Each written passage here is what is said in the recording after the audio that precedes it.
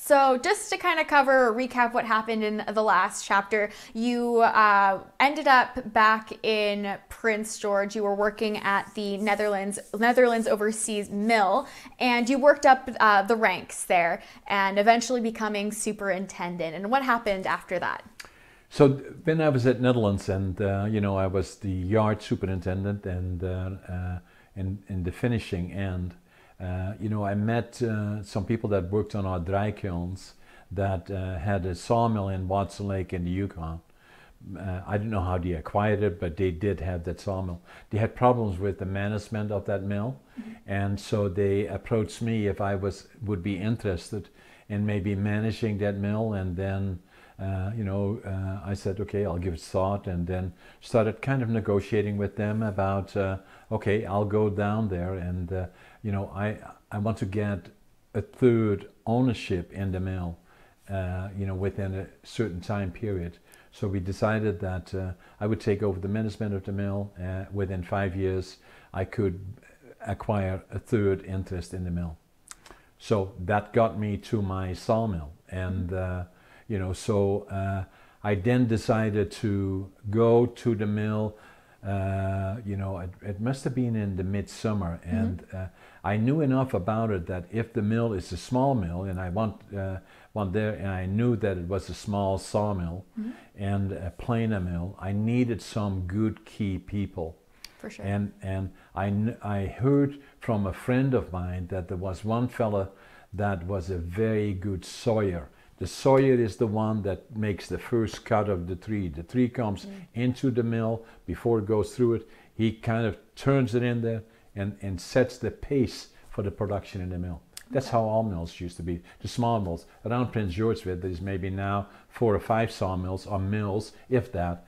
There used to be 500 or 600 mills here in the 50s.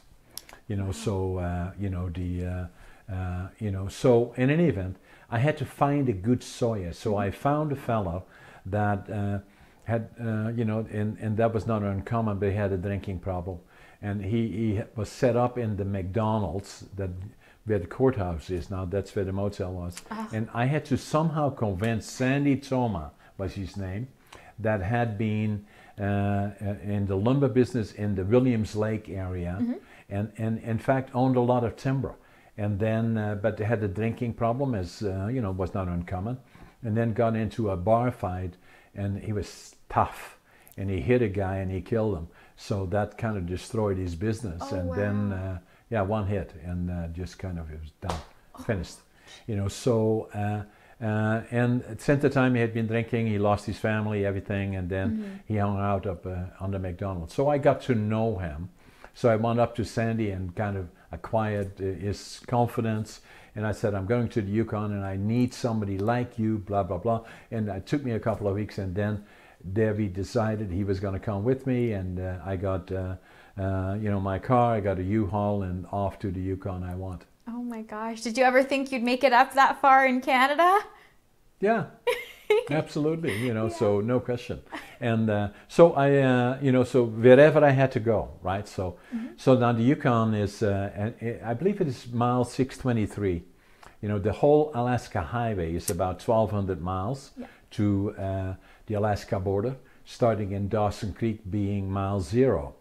And for those that don't know about the Alaska Highway, it was built in about 1943, and it was a defense road because there was fear of the Japanese attacking North America through this. The road is built like a snake because they built it in such a way that if airplanes would attack military transports going through it, then that would be very difficult because it'd be snaking and be all gravel. So you can well imagine if I was with a car with my U-Haul behind me, and then Sandy and myself in the front seat, and doing the 600 miles from Dawson Creek to Watson Lake on gravel. Once you get behind the truck, you may be behind the truck for 5-6 hours. In dust, in a cloud of dust. So anyway, so we ended up in Watson Lake. I got to know the mill. Sandy went to work. I stayed in a motel. I was single at the time, and I was by then, I was 27. 1967, and you know, so and I stayed in the motel, and the motel was called Jack and Mac Hotel Motel, and you know, so I stayed there, and then ran the mill and worked as I always do, you know, as 40, 60, 70, 80 hours a week, and to make it work and make it a success, and it was doing pretty good. Okay. And then, you know, I started talking, my dream of buying the mill was still very much on my mind. So I got to know Mac quite well, that owned the mill. And she had been married to Jack. That's why they called it Jack and Mac. And then Jack had also a bit of an issue, a problem. He was his own worst customer. So he sat in the bar, yeah, from early in the morning or from early day to in the evening. And then one day he fell off the bar stool and he was done. Oh. Yeah, it's very sad. You know, so anyway, so he was gone and Mac had the motel, and, you know, and that was it. And so that's when I never knew Jack, but, you know, so Mac was at the time, you know, probably somewhat middle-aged and single. And, you know, and didn't like it much. She wanted to get out of that motel. But then what had happened to Mac, she met Jesse, and you know, they kind of fell in love, and then she married Jesse.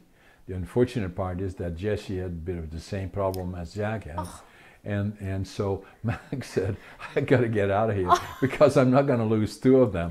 You know, no. so yeah, so she started talking to me, and I said to, you know, and there was me trying to, how do I build or buy a sawmill? I have to make money. Right, You right. know? You know, so, and I saw this maybe as an opportunity. There was the motel. She wanted to get out of the motel. And you saw something in that motel. Yeah, not that I wanted to do that as a career, but I saw value that if I bought it and I got it at the right price and I build it up, I could sell it at a profit, and that would be seed money for me buying a mill or the mill. You know, so so I started negotiating with Mac, and you know, we made a deal where I would sell the motel for her, and then I would get a finder's fee. I think it was about $10,000 or so, and you know, which was a little bit on the steep side. But hey, Mac, if you want to get out, this is what I will sell the motel for you, and then you know, and then get you the price that you want, and then so. And that's what we did. So what I did is I set up a company, Signpost Motel Limited. Was a company owned by me, you know, that entered into an agreement to buy the motel. I got the fee, went to the bank, got the operating money to, you know, negotiate a deal with her, and she was happy, I was happy, and I had a motel. Oh my gosh, you had a motel. Yeah, I owned a motel. I'd never worked in a motel. I didn't drink, and you know, so, and there were cabins, and there was a campground, there was taxis, there were grass, there were rooms, and there was a small bar. This was a whole new territory for you. you. All new territory. And at the same time, I was operating the mill. Yes. But I had to make seed money to buy my mill. Exactly. Because time was marching on. I was getting older. I already was 27. I still didn't have a mill. I was in a hurry. You know, so in any event, then the motel business is not very good there. It's usually very seasonal. It's usually Americans that have to see all 50 states, and the last one is usually Alaska. And so during the summer it was very busy, and then during the rest of the year there were mines all around it, and hunting, and a lot of guys that worked there and had very much money, and but there was not much to do, and there were not many skirts around, and they started drinking a lot, and not a pleasant environment. No, and but on the other hand, good money to make in the bar. And so what I did is, as soon as I buy something like that, I have to build it up. So there were about 35 seats. I built it up to cabaret, seating about 150 people. oh wow. Yeah, it was the biggest cabaret outside of Whitehorse, Well, look at that. but a lot of trouble. Oh yes, I know. Yeah, I was gonna because say. between the booze and the drugs, and you know, so. And you know, so I operated that for you know, a number of years.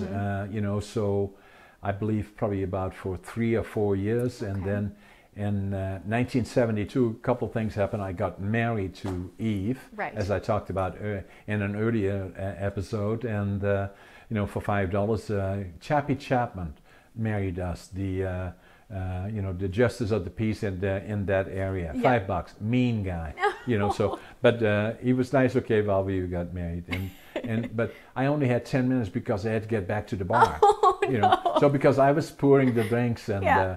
You know, so, and if I'm not there, the money walks away or the booze walk away. So, you know, it was too much at stake. Mm-hmm. You know, so I operated it during that point, but it used to get rough, you know, and I had to be pretty much all the time close by because if something happened, I could stop it fairly quickly. Okay. You know, so, but it could get very, very rough. So tell me a little bit about that, because in your book you explain a few experiences here and there. Which one is one that maybe stands out to you the most? The one that likely stands out the most is a fella they called Montana. Mm-hmm. And Montana was around Watson Lake. I knew him. He used to come to our bar, but I didn't know where he came from or where he went to. Now, the Yukon is different. Watson Lake is different. If you are not there, you are an outsider. That's how they refer to you. Oh, he's an outsider. You have to be there at least 5, 10, 15 years before you are an insider. Okay. Save and except, one exception. If you own a bar, you get a pass, right? So you know, that as soon as you open, you're an insider. You know, no question about that. Perfect. So you fit right in then. I fit right in. You know, the only thing I didn't think, you know. So in any event, so things would get pretty rough at times, but I had a good nose for that, and then I kind of stopped it fairly quickly. Mm-hmm. And but there were some tough fights. The one stands out is that you know, I was standing behind the bar. Mm-hmm. You know, I was serving about. That's a business on its own, because very quickly we had 3 or 4 people on the floor. They come to you, they dump all the drinks, and you go, I'm going, blah blah blah blah, and then they got rid of it, and now I'm supposed to remember it. I was pretty good at it actually, and you know, so, and then it was a very safe place, you know. That's you know, people were very selective in terms of I didn't want any trouble in there, and a lot of cops that were off duty came down there because it was a pleasant place to be in. And we had music, and it was a dead corner. And I always remember the off-duty cop came to me and he said, "John, you got a problem on the corner down there. Somebody's trying to slit somebody's throat." Oh. So I made my way around the corner of the bar, and then on the corner there were 4 outsiders. You know, these guys were from out of town, had too much to drink and thought they were funny, and they had grabbed, in another place actually, they had grabbed Montana's hat. And they took it with them from that other place and then did something with it, and he followed them. Oh. And then when he came walking in and he saw them sitting there, he went down there, he took his knife out, I mean a big bloody knife, and he put it on his throat, and he said, "Get me my fucking hat," you know, and you know, "Where is my hat?" And that's all he said. Yeah. And then you know, the guys thought, well, it was funny, and then by the time I got there, and I said to the guys, to the outsiders, "Get him the fucking hat, because if you don't, I can guarantee you he's gonna slide your throat." And I just put in brand new carpet here and the blood all over the place. So get him his fucking hat. Anyway, so one of them, those guys, they started shivering like, you know, like, and they stormed out of the door. Yeah. Found the hat, brought it back, gave it to Montana, who then, even then, still had the knife on his throat, and only when he had it, he put his knife away and he walked away, and he walked out of the place. Jeez. So that's what's as close as you can get in terms of that. But even during the time that I was there, and particularly in the last year, in 1972, I had, that year in particular was very difficult for me, because I had on 2 occasions I had somebody pull a knife on me, and one occasion a revolver. Right. And you know, and then in one case I was woken up by the police in the middle of the night, 3 o'clock, and they said they're looking for somebody that is staying in one of the rooms here, apparently room number 14, and if he could open the door for them. Now I was half asleep. I went down there, and 2 cops were there standing on side by side. When I opened the door, I was looking straight at 30-06. Oh my gosh. Yeah, and you know, so, and then my wife was expecting, you know, our first daughter, and you know, then there were some bad fights, and I'm not a physical person, but Totally. you know, I don't, you know, but some of the stuff got pretty bad. Of course, and, you have to draw the line somewhere, right? You know, your safety. yeah, and some of this stuff, you know, it could become very violent. Of course. And you know, so, and I then had, you know, a first daughter would be born, and I said, I have to get out of this, you know. So I by nature I don't give up ever, you know. But then I knew I would not survive this, so I gave it away. I tried to sell it. There were no buyers.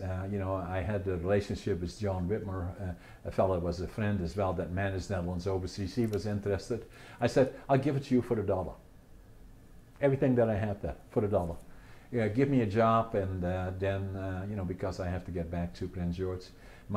We had decided there were no doctors really in Watson Lake, and then when Eve, you know, gave birth to our oldest daughter, she was in Prince George, and but I knew I could only push the envelope so often, and I would not survive this. Right. Know, so you ended up back in Prince George, working for Netherlands Overseas, actually, the salmon, and I drove forklift truck initially for about 2 months or so, 3 months, and then from there, and then they had a problem in their accounting department, so